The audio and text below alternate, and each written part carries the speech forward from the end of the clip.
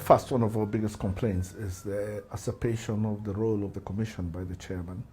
The constitution is very clear that the elections are supposed to be run by the commission, which means that all the commissioners, the 7 of them, are supposed to be engaged in the process.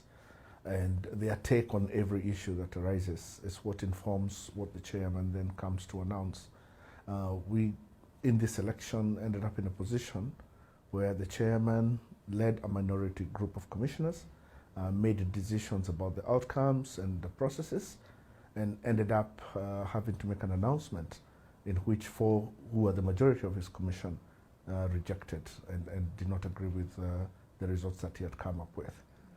Our second point is that this election was literally state managed.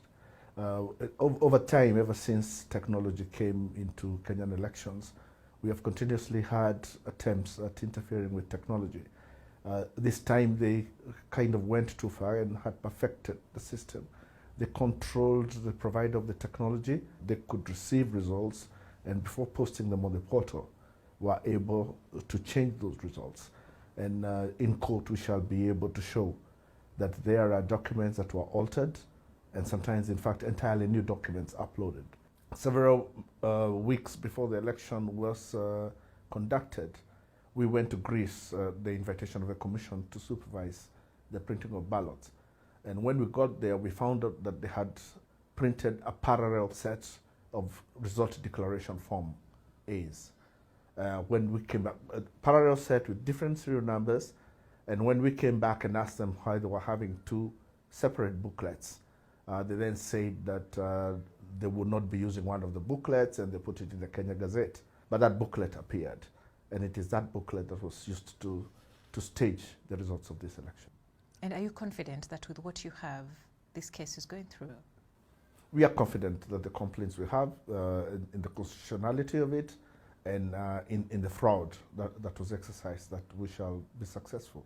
Mm-hmm. So what are you looking for, a rerun or a recount? We would want a retally, but the problem is that when it comes to a retally, you would have still to go through a process of verification of the documents. At the time that the results were being announced, the commission had not sat down to make decisions on the complaints that we had made about various forms that had cropped up. So if the court were to allow that there would be a retally, they would also have to first allow the verification process that had not been conducted to first be conducted. Now, issues around election fraud are not easy. Are you confident that you're up to the task? This more than ever becomes one of the clearest cases where there has been very obvious fraud in the election. It's the most audacious attempt at manipulating the elections in Kenya. In case this is not ruled in Raila Odinga's favor, are you committing that you will ask his followers to be peaceful and accept the court's decision? Raila Odinga has been very clear on that, and that was very apparent even in the way people responded to the results that were announced. Everybody knew that those results had been state managed.